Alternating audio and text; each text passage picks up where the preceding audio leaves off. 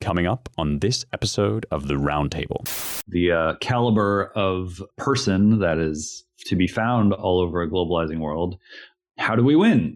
How do we win this game? And there seem to be some folks who are genuinely convinced that the very best that we can do to maintain a dominant position in the world is to crank up the robots, robot maker go burr, and wrap them all in some form or another of the rainbow flag and just pump those babies out across the surface of the world. And the elite humans are the ones who get to just kind of oversee this process as it spreads throughout all of the organizational layers. A doubtless very different march through the institutions, an automated one. And they think that the alternative is just kind of, American decay and domination by some other, probably Chinese-led bloc of countries. But then it seems fairly clear that there are others who think, as nice as it is to go to all these parties, whatever, ultimately it's small potatoes to just, well, maybe we can take their gas stoves away. Well, maybe we can, install facial recognition software everywhere. Well, maybe there's you have to scan your thumbprint to get into the grocery store. Yeah, maybe. But these are all sort of like one-offs. And it's ultimately just product testing or taking some part of the swarm out for a spin and seeing what it can do.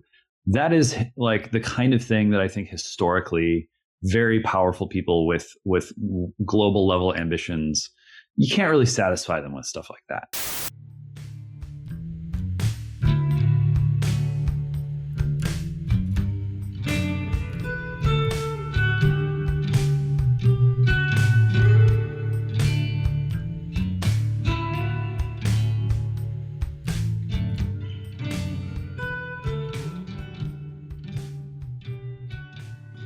Hello and welcome once again to the Roundtable, your weekly publishers and editors podcast here at The American Mind. I'm your host, Spencer Clavin, features editor at The American Mind. I am joined by managing editor Seth Barron, editor James Poulos, and Joyous Day Kalukale, Frabjous Day even. It's always a great day when we are joined by contributing editor Helen Roy. So we're going to jump right into it. A full docket, lots to discuss. And I think it's obvious, of course, that we have to deal with these Biden classified documents. They're all anybody's been talking about, at least in our kind of circles and maybe the circles that our listeners move in as well.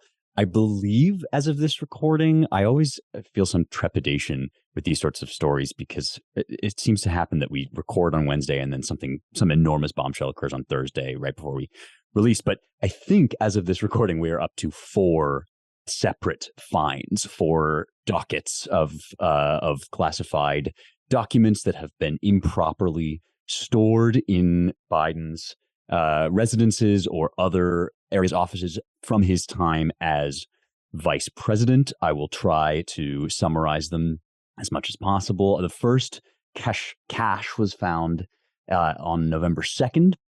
So just less than a week, I think, before midterms. And this was in the Penn Biden Center in a locked closet. The Penn Biden Center is a think tank in D.C. associated with the University of Pennsylvania. At this point, nothing was being revealed to the press, but Merrick Garland did appoint a DA, John Lash, to look into this.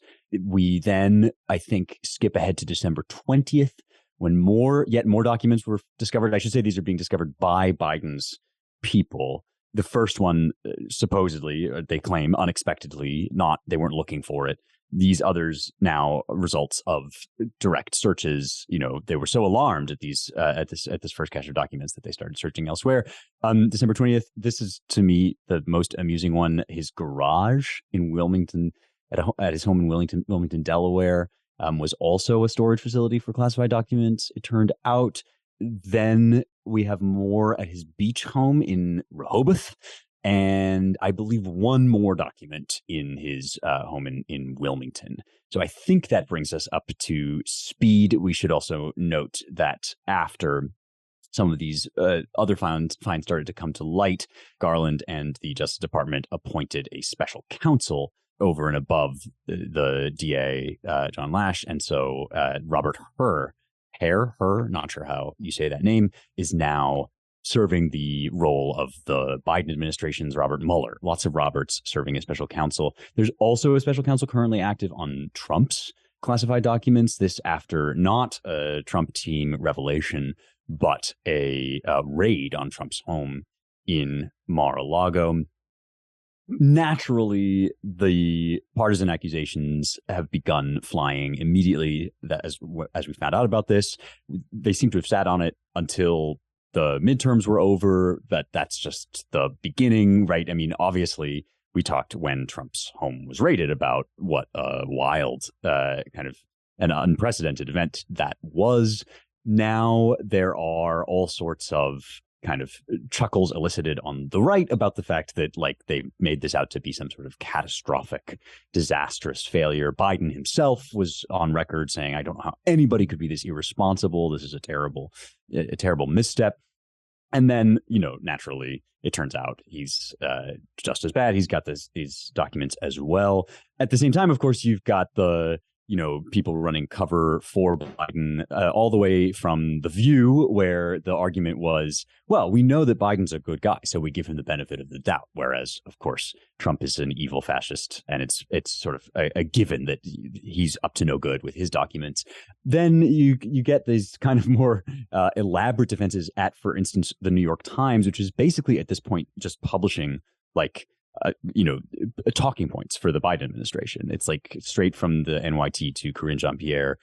They ran a whole piece on how the cases differ. Major points in it include, right, that of course Biden himself, Biden's team, I guess, turned over these documents, whereas Trump resisted the raid. Foolish Trump for standing up against the raid on his home. And then, the fact that they've been cooperative, the Biden administration, there were many fewer documents. None of them were destroyed. I mean, I don't mean to minimize these differences exactly. I mean, I kind of do. I don't mean to minimize them altogether. And I don't mean to minimize the, necessity of keeping classified documents classified. I think, as I said, when Trump was raided, it's like, nobody here is arguing in favor of like mishandling classified documents. We are arguing in favor of, an FBI raid on the former president's house. And then, of course, this thing where like all these differences necessarily boil down to like Biden good, Trump bad is just manifestly partisan. I mean, you could just as easily sort of read these differences to say, well, actually what happened is like they started making a big deal out of this Trump case, and Biden's team was like, ruh-roh, we better look into whether we've got any of these lying around ourselves. I personally raise a very big eyebrow at this claim that the first documents were sort of happened upon. And this is leaving out the fact, as the Times eventually begrudgingly notes that like there's still a lot that could come out here. There's still a lot that we don't know. These are developing stories, and will be going on for a while, I would suspect, with these investigations from the DOJ and the special counsels. But I don't know. I'll hand it over to you guys. Do you buy this story that they just kind of like happened upon these? And oops, it turned out like we found that we would never have done this intentionally. Or are you with me in this reading that like this is probably, once they started making a big deal, once they realized this was going to be a big political football, they figured they better clean their own house? I'm sort of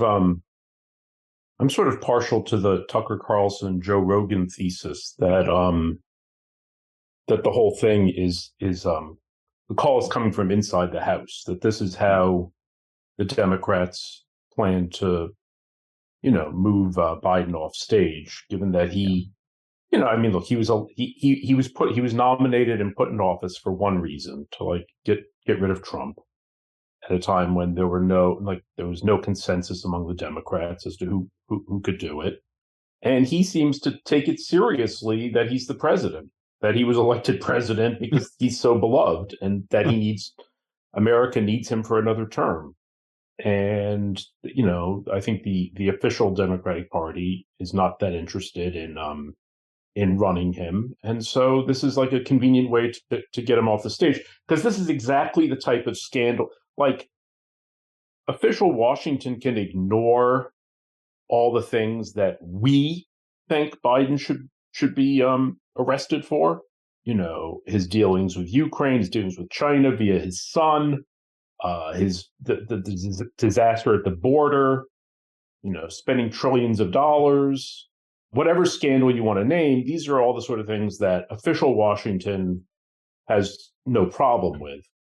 But when you get into it's funny, like the things that always bring down presidents or like destroy them, like Nixon, Clinton, are always things that nobody in the rest of the country cares about.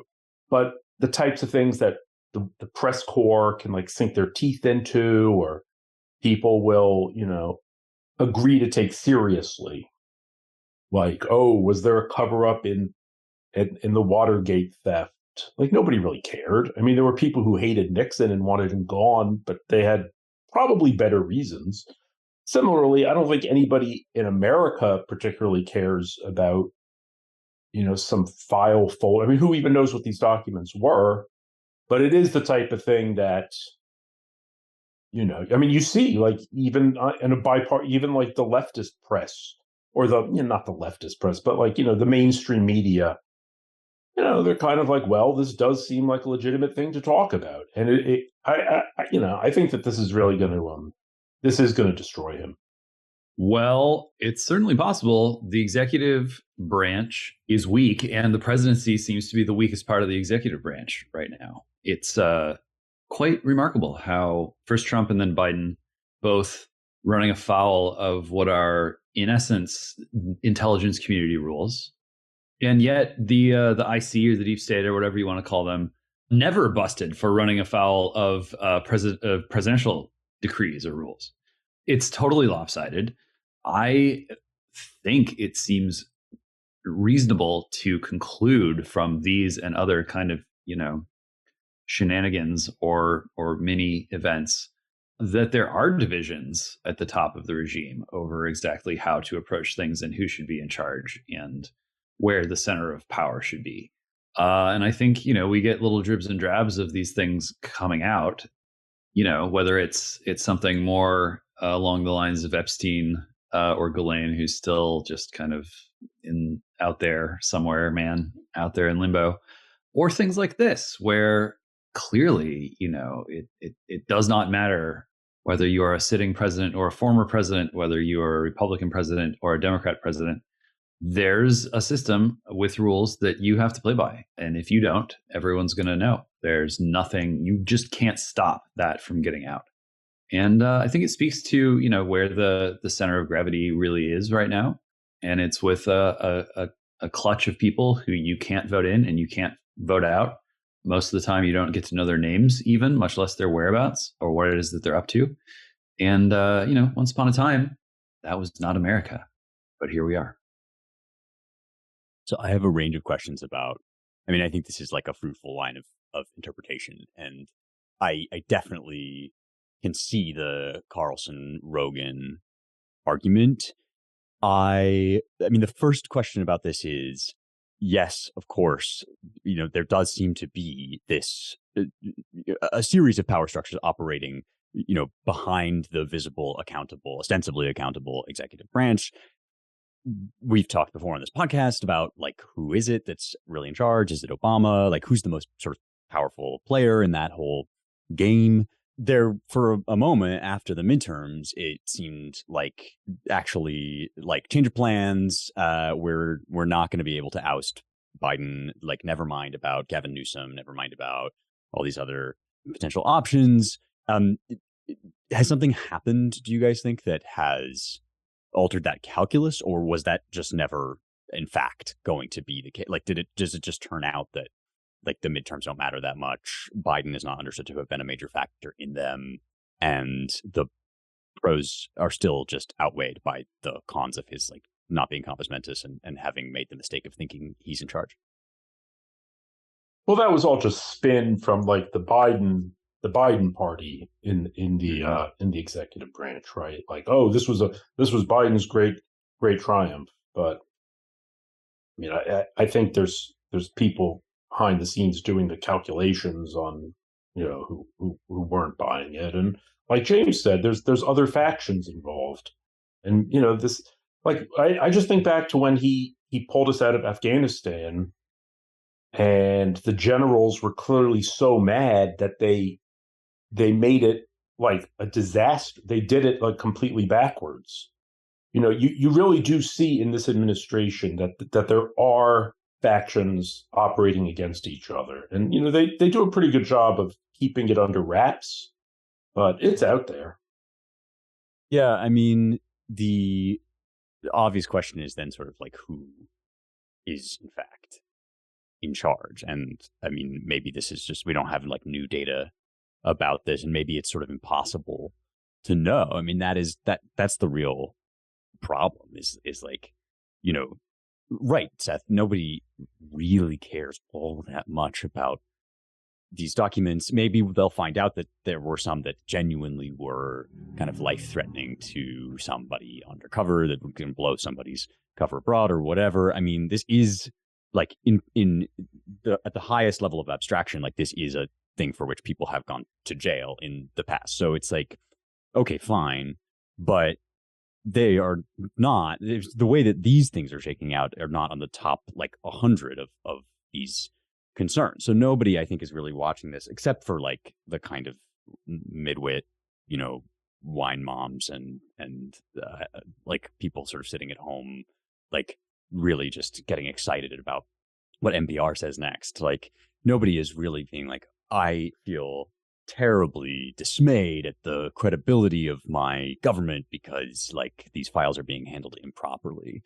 But there is a crisis of legitimacy going on, and it's playing out before our eyes in these like, in these appointments of special prosecutors and in these investigations, in the way that there's obviously forces at play behind them that are not the ones we're being kind of like told about. And I mean, just even down to this whole notion that now we appoint a special prosecutor for like basically anything that we can spin into a political campaign against the person we don't like, right? I mean, back when Robert Mueller was investigating Trump for what now has turned out to be a total hoax, this Russia collusion thing, the left was sort of all running around screaming about how, well, these special counsels, they can, they're still technically under the authority of the attorney general in all these different ways. And so Bill Barr is going to like, disinherit their,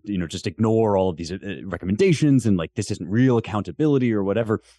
Now, of course, these same people have no problem with Merrick Garland being the guy in charge, but it does sort of remain the case, right, that here's somebody who has used the DOJ to like define concerned parents as domestic terrorists when it comes to like matters of CRT and trans indoctrination in schools. And like, this whole idea of the special counsel is a move away from the independent counsel, right? As I understand it, like it was sort of thought that those guys had sort of too much latitude. The kinds of people that investigated like Bill Clinton had too much latitude or whatever. And so we need to bring this in a little bit more like under the control of the government, which just basically adds to this crisis of like, is there such a thing as like independent or unbiased like investigation? And, is the government anything other than the kind of like facade in front of these more shadowy political forces? Yeah, and then you sort of just splash that against the background of whatever it is you want to say is going on at the international level. The geopolitics are seemingly hanging by a thread. The rumblings coming out of NATO world are shifting gears from the triumphalism vibe that peaked with Zelensky in the hot seat in Congress. Now it's a matter of, wow, we have to flow as many weapons as we can to these guys, or else Russia's going to win again. That's another one where there seem to be real divides, and even within NATO, Germany's saying like we're not going to give tanks to the Ukrainians unless the U.S. gives tanks to the Ukrainians, and it's just really not clear who's on first. And remarkably, it seems that it's not going to be clear. So there's problems of opacity. You hark back to Obama calling his administration the most transparent in American history. Well, whatever you want to make of that claim, what's going on now must be one of the most opaque periods of leadership in American history. And it's all of a piece. It's all one fabric reaching from the inner rings of the regime at home to this kind of vast, decentered, rambling kind of digital world war that we're in that sometimes flames up into real life. It's been a while since we've had an unexplained bombing of infrastructure or shipping, but this thing is not over, and it's not going to be over.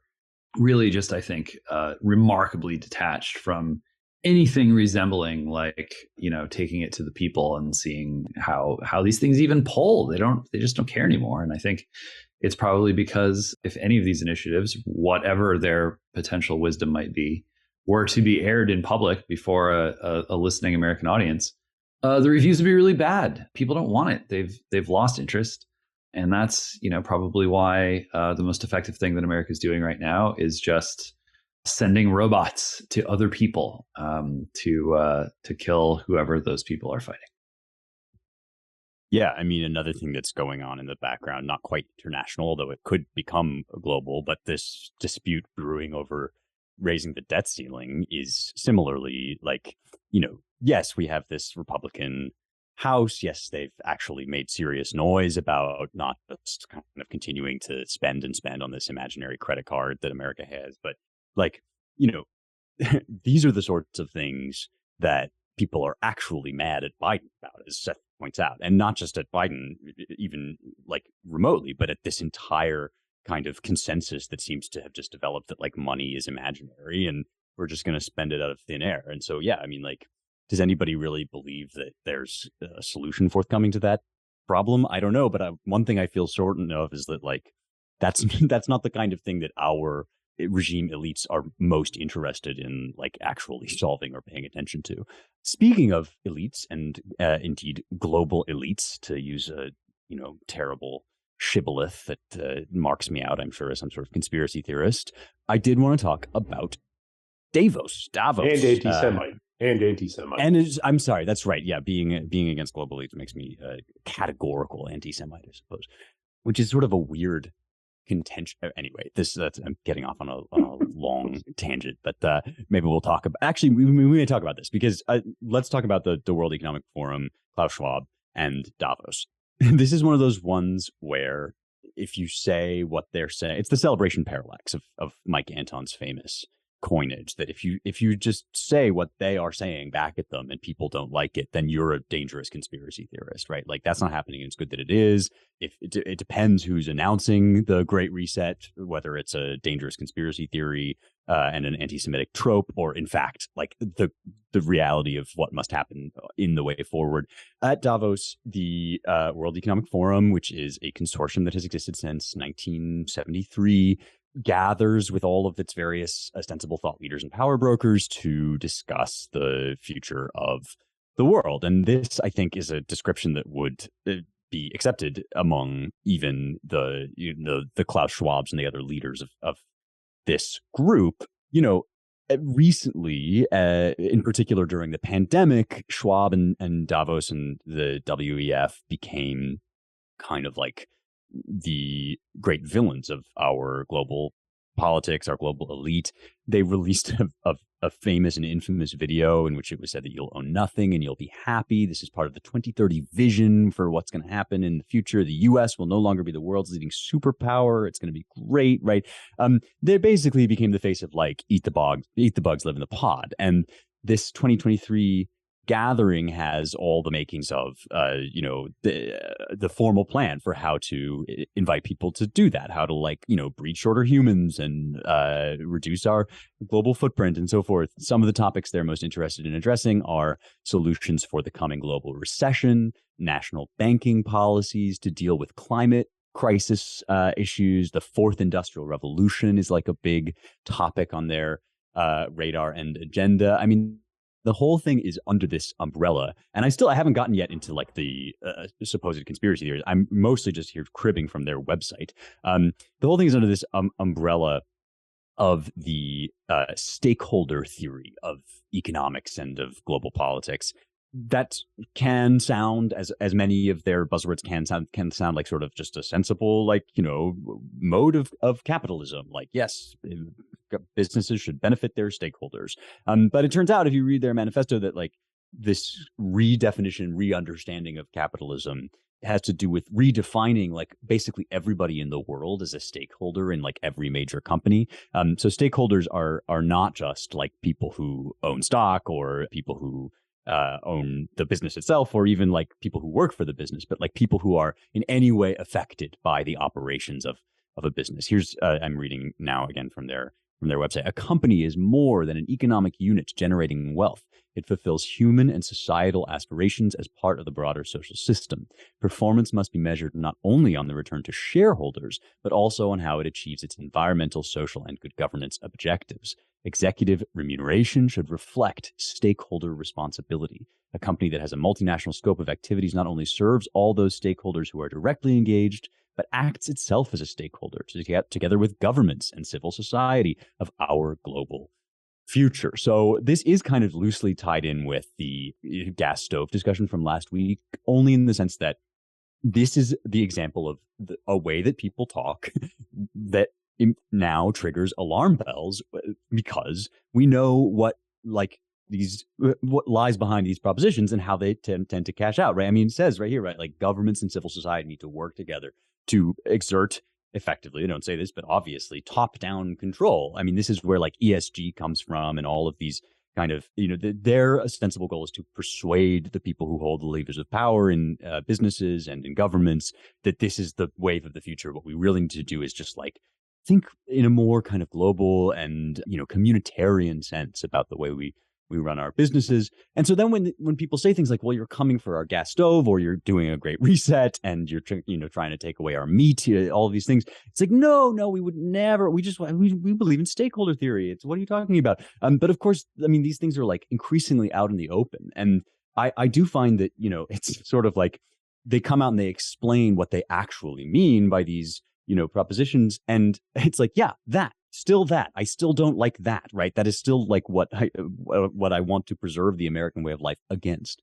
So, I mean, I have a lot of questions, and we could say all sorts of things about Davos and Schwab and the WEF. But one question that I have for you guys that is, I think, genuine and seriously debatable is, to what extent are these guys really the boogeymen we need to be worried about? I saw Chris Rufo, who's a very excellent kind of, concentrator of political energy, basically arguing that these are not actually the right people to focus on. They're mostly a distraction because, in point of fact, like there are people at home with more power directly over our lives that we need to be focusing on, like voting out of office and unseating and disempowering. On the other hand, like real consequences to do with sweeping ideologies such as ESG and, the kind of controls on speech that we've seen some people try to exert in technology and social media, like these things really do come out of these gatherings, so far as I can tell. And they seem to be like, saying it with their faces hanging out. Like this is, and accusing us then of being conspiracy theorists when we point this out. I mean, the conflict here seems to be so crystallized and so clear, and that people really are just actually like, reacting to something very real about these actual people and what they actually want to do. But what do you guys think? Distraction, valid concern, or third option, like in the middle, effective and useful emblem of larger forces that are at play, not all of them necessarily directly involved with the WF, but all, represented and gathered effectively into these figures? Go ahead. Well, I think that a lot of this stuff actually becomes popular and is pushed through by people who achieve the power or whatever, because of careerism.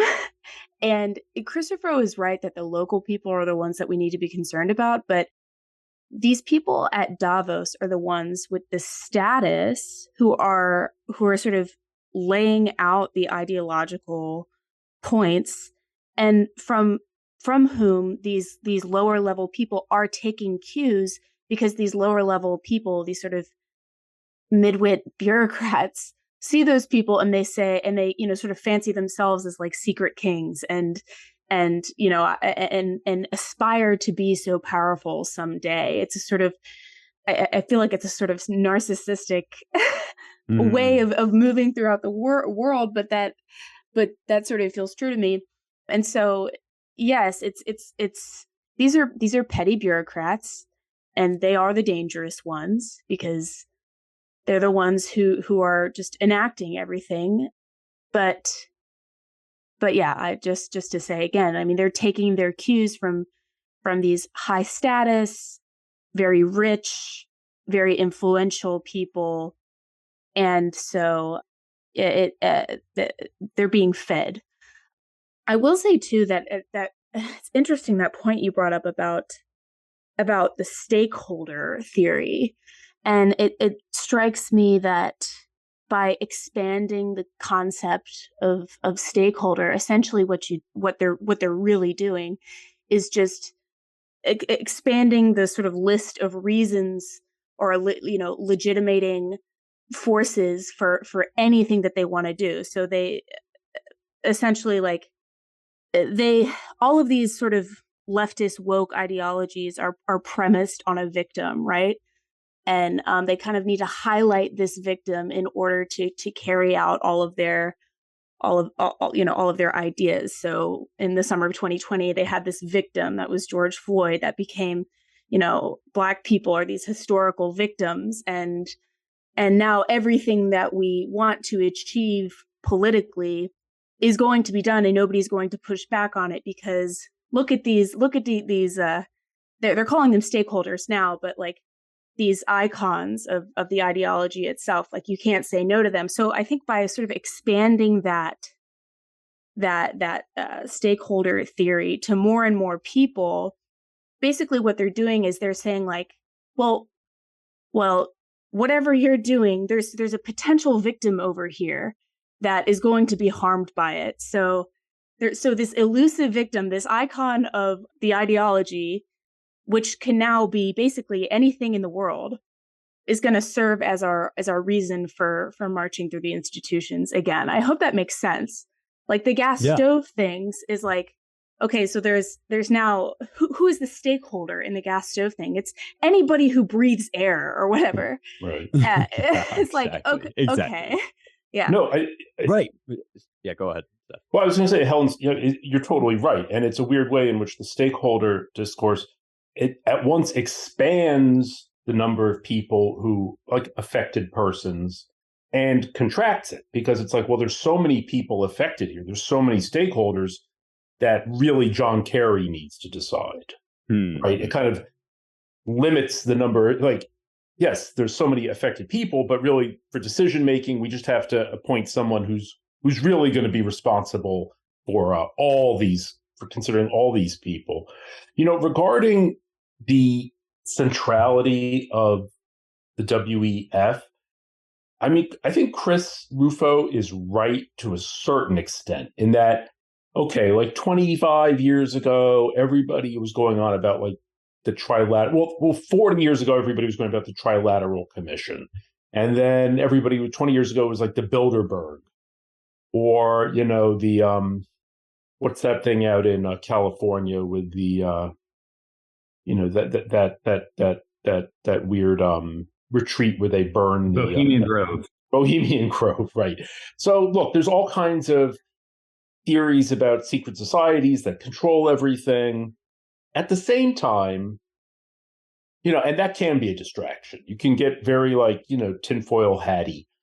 But it's pretty clear post-COVID that these groups like the World Economic Forum do indeed set a certain agenda.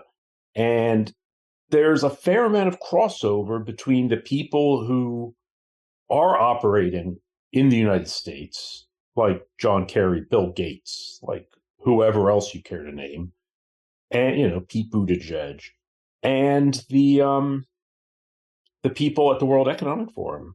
I think we're sort of at the point where they're really trying to instantiate this world government that maybe, David Rockefeller was kind of, twiddling his thumbs about in 1973. I think we're a little closer to affecting. at this point. So, I agree with Chris that you don't want to totally lose focus on real issues, like local issues, but you don't want to ignore this either because it is a major thing. It is a major thing. And we only see the sort of tip of the iceberg, whatever is going on under there. Probably a lot of nothing, as well as some important things. I mean, one thing that we can surmise about the divisions within that global elite layer is that some of them are true believers of Hillary Clinton's campaign slogan, that they really believe that as a class or a unit or whatever, they are stronger together. And that the name of the game is really just, let all of the powerful people in to all of the parties, and they all adopt this sort of Borg mindset and win what I think it was Steve Saylor called the Cold War a global war for control of the global left, something like that. And I think, there is a sort of strategic sensibility up there, which is like, gosh, if we aren't dominating the world, that someone else is, and who's going to do it, and are they going to do it better than us? And so given the tools that we have, and given kind of the caliber of person that is to be found all over a globalizing world, how do we win? How do we win this game? And there seem to be some folks who are genuinely convinced that the very best that we can do to maintain a dominant position in the world is to crank up the robots, robot maker go burr, and wrap them all in some form or another of the rainbow flag, and just pump those babies out across the surface of the world. And the elite humans are the ones who get to just kind of oversee this process as it spreads throughout all of the organizational layers. A doubtless very different march through the institutions, an automated one. And they think that the alternative is just kind of, American decay and domination by some other, probably Chinese-led bloc of countries. But then it seems fairly clear that there are others who think, as nice as it is to go to all these parties, whatever, ultimately it's small potatoes to just, well, maybe we can take their gas stoves away. Well, maybe we can, install facial recognition software everywhere. Well, maybe there's you have to scan your thumbprint to get into the grocery store. Yeah, maybe, but these are all sort of like one-offs, and it's ultimately just like product testing, or taking some part of the swarm out for a spin and seeing what it can do. That is like the kind of thing that I think historically very powerful people with global level ambitions, you can't really satisfy them with stuff like that. You need sort of bigger, clearer, more focused and more decisive things to do, things that seem, that strike them as worth their while. For instance, this is not really the way that Elon Musk is operating, at least so far. He's more of the big project guy. And although, obviously to some degree layered into that upper echelon, unwilling to just kind of melt into the mix of yet another panel session and yet another cocktail circuit and yet another, book thing that gets quoted places. And it's just, he's kind of more interested in orchestrating large events than he is just throwing in together with the swarm and seeing what sticks. So is it a big deal? Is it not a big deal? Certainly there is a lot of decay in the West, and that's especially visible in parts of Europe, where countries have basically just gone I don't even know why we're here or what we do anymore. Just someone take the reins. Calgon, take me away. Bureaucrats, please come in, run our society. I don't know, just pay me and leave me alone.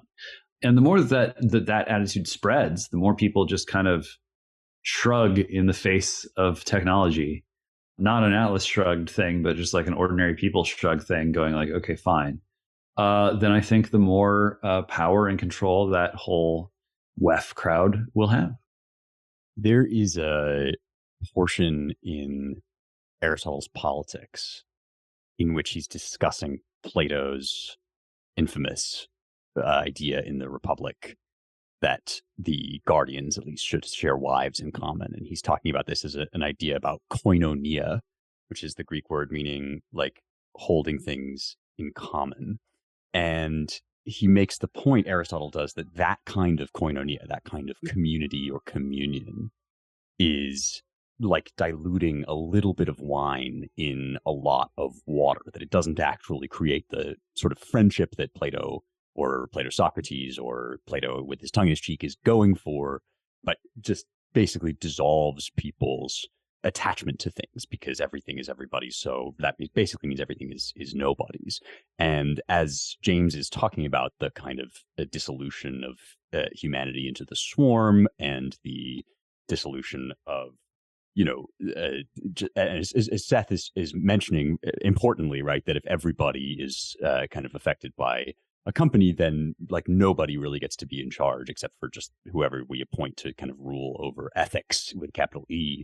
I'm thinking about Aristotle here because this, to me, is like one of the core sort of insights about how this kind of thinking actually works and actually plays out. Not to plug my book, but in How to Save the West, I talk about like the fact that these arguments that, we ought to share child rearing more. It takes a village to raise a child, like communitarian arguments about child rearing, usually tend to like either boil down into or to be accompanied with arguments for childlessness. Have fewer children, talk about how you don't enjoy having children, like admit that, it's not worth having children because the planet's doomed. Like these two things go together for exactly this reason, that like if everybody is supposed to care about everything, then what you end up with is a kind of paralysis where people feel like they can't do anything because everything requires like total world control, muscling things into place. And so they just feel ready at last to like hand over the keys basically to somebody that will take control of the entire world, or at least the entire business world, or whatever. I mean, I think that this kind of psychological bait and switch that Seth's talking about is very real. And it doesn't have to be like a secret evil schemer rubbing his hands together. It's just sort of the logic of how this kind of thinking plays out. Well, okay, I've delayed it until our last segment, in part because it's like a kind of a cultural topic, but also in part because I feel a certain existential dread, as I know Helen does as well, raising this issue. Even speaking the name feels like being part of the problem in some sense. But here we go. Harry and Meghan.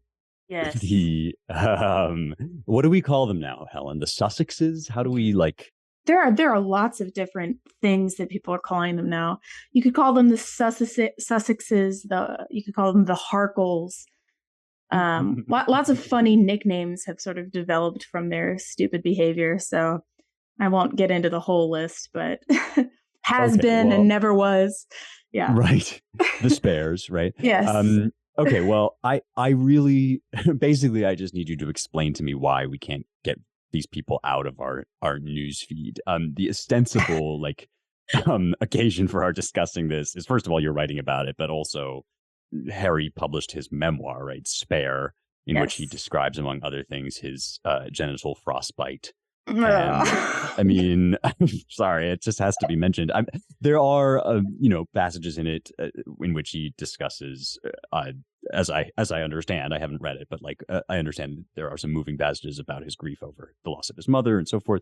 But, there's the Netflix series, there's the podcast, there's the Oprah interview. There's just ceaseless attention demanded by these two people, and all under the guise, as has been noted, of please don't pay attention to us. We just want to be left alone. What is going on here? Why can't they just leave us alone? What's happening? Well, okay. Why is this happening? Well, okay. There's a couple reasons that I've laid out before in pieces that I've written about them. My coverage of them is all very unfortunate, but anyway. So she's relatively good looking. I mean, you could she's very good looking. She operates at the precise nexus of palace intrigue and celebrity gossip. So, there are some superficial reasons. She's also explicitly political in the sense that she's very eager to demonstrate fealty to the gods of woke. But on a deeper level, royal high-level political betrayal by a parent, friends, and siblings, etc., is basically perennial. It's Shakespearean, it's biblical.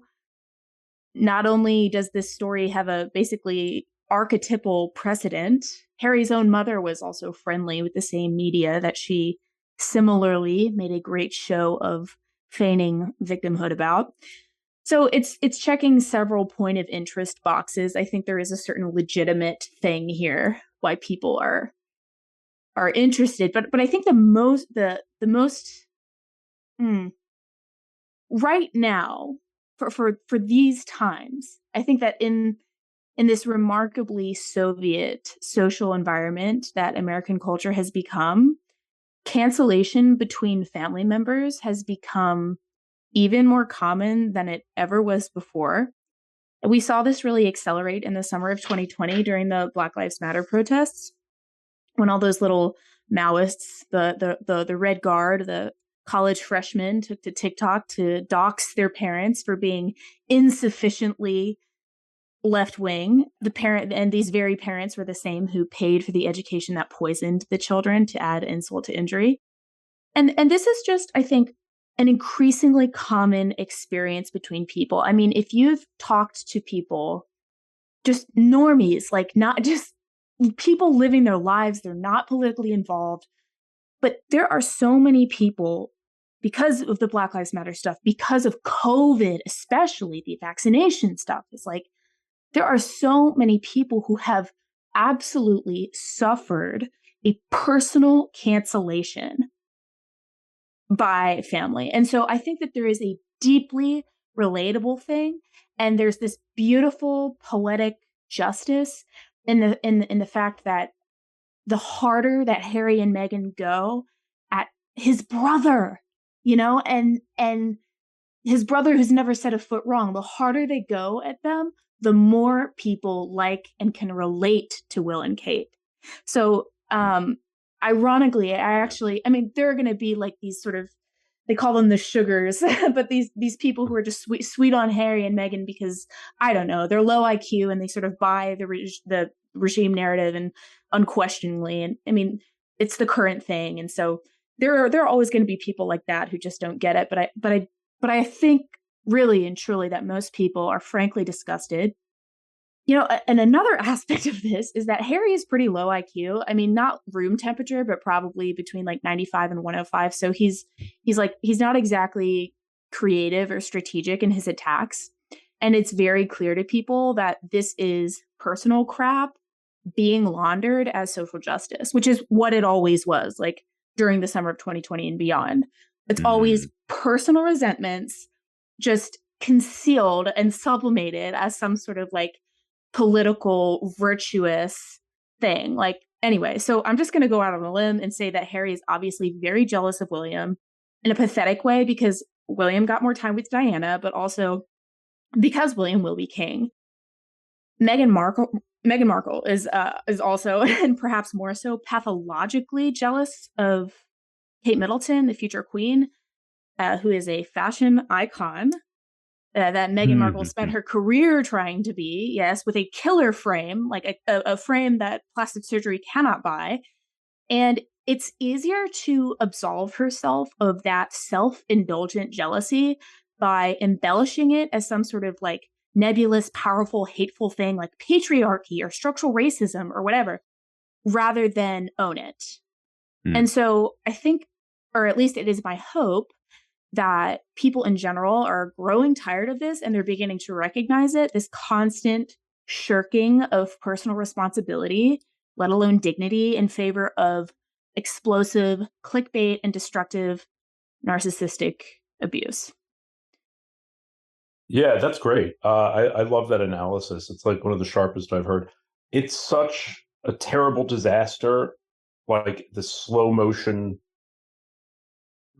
wreckage that's going on with this guy. I mean, it's the sort of thing where everybody sees it, I guess, except him. Like the impending divorce, the impending humiliation that she's going to like dump on him. It's crazy.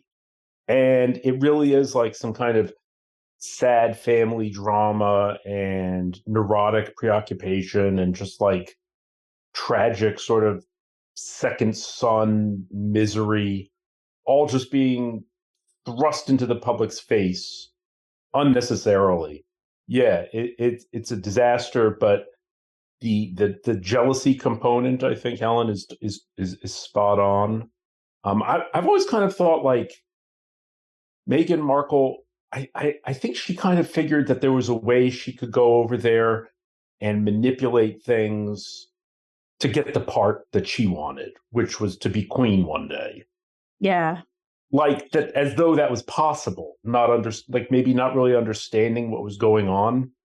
And, you know, I've always kind of wondered if like she married into this family and then, you know, because the British royals, like they're kind of into like certain shabbiness, like a sort of, you know, like old money style, like probably their houses are maybe a little drafty and, you know, they have this emphasis on service. So they have to like, you know, spend Christmas morning at like a hospital or something like that.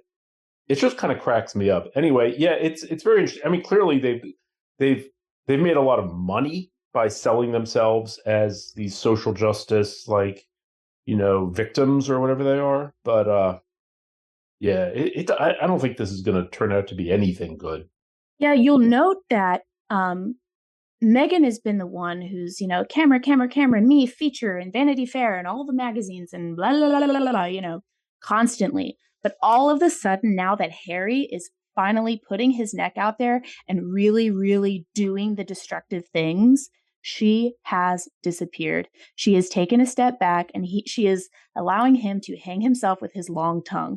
And I think that your point, Seth, about the impending divorce is prescient. I think it'll happen. I think it'll be a disaster. I think Harry could kill himself. I mean, I'm not even kidding. Like this is bad. This is an emotionally abusive situation. And that's not to absolve Harry of his responsibility, but Meghan Markle is a bit of a succubus, I gotta say. For real.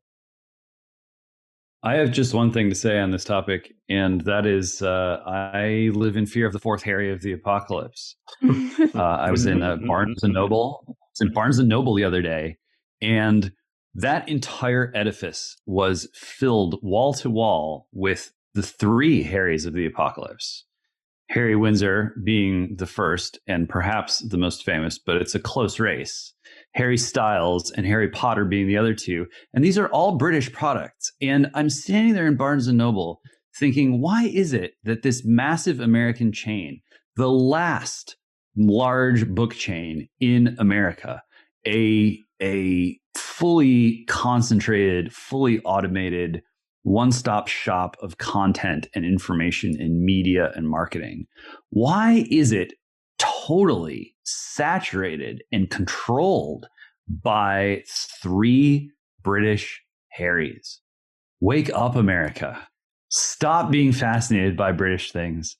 Take your soul back from these chintzy British imports. It is a British invasion. It's gone way too far, and it must stop. Well, it's like the worst of every possible culture and subculture that is involved, right? It's like none of the elegance, class, and elevation of that like biblical royalism from Britain, all of the backbiting and infighting that the royal family has always involved in that country, all of our sort of like crass, hyper democratic popularization of everything, like the kind of grim and drab reduction of all noble and high things to the lowest common denominator, like the television serialization of things that should be kept like well out of the public view. Like somehow we've managed just to pick and choose like the worst possible attributes, the worst side of both sides of the Atlantic, and just like fuse them into this hideous Frankenstein amalgam of scandal. Totally. It's not good.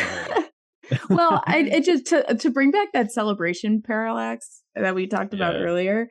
What's kind of funny about what they've done is that, And this is sort of more to my point about how uncreative they are, because it's pretty easy to see through, or at least once you see it, you can't unsee it. But I think much of what they've done is just rewrite very normal, potentially even happy family interactions to paint everyone else in the worst possible light, just by reinterpreting it through this woke lens. Like, there was the one thing that they said on Oprah that they've now walked back, a million different times in a million different ways, is that there was, they were speculating about how dark his skin color would be, talking about their potential child when she was pregnant with their first.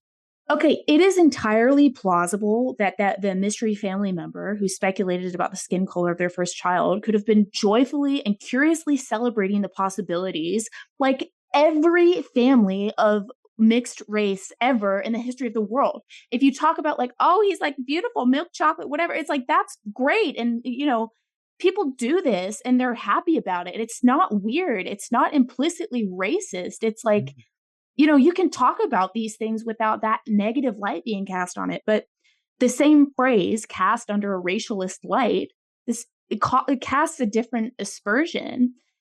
So it's like the uglification of everything. They're trying to make everything as ugly as possible. Yeah. Yeah, that is, this is such a rich vein of inquiry, Helen, like the family dynamic as it kind of aligns and misaligns with woke narrativization, social justice politics. And right, like that is not in any way limited to this very public and very gruesome scandal. It's kind of at play in like so many, F you dad is like the big energy of 2020. It's, so many of these like, I'm going to have a racial reckoning at Thanksgiving, like 10 ways to talk to your uncle, like who like took you out when you were a little kid and like made you play baseball and you weren't very good. And now he's going to get his because he's a racist. Like, come on, like these are things, they really, I'm not exaggerating. And like, this is sort of like it feels weirdly like exporting in this tawdry way the royal family's tendency to turn their personal grievances and squabbles into like national level kind of crises about politics, like Götterdämmerungs of the soul. Okay, well, I think we've given enough attention for now to, they just want their privacy, and I don't know how we keep dragging them out into the light. It's very inconsiderate of us, really, to just refuse their repeated requests to be left alone. So we are now going to leave Harry and Meghan alone until we get Helen's piece, which I really look forward to, on the American Mind. And with that, I am going to thank you all once again for listening to the Roundtable. If you'd like to know more about Claremont and our various projects, you can visit our websites at ClaremontReviewOfBooks.com, Claremont.org, AmericanMind.org, and our DC-based Center for the American Way of Life at DC.Claremont.org. There's all sorts of fun projects in the works. You can check out my book, How to Save the West, on Amazon and wherever you get your books. We've got features galore coming up, and check out Helen's writing when it posts next to TAM. Thank you all for listening. Don't forget to rate, review, share, and subscribe. Spread the word. Let people know about the show. That's how we keep the lights on. And we will talk to you next week.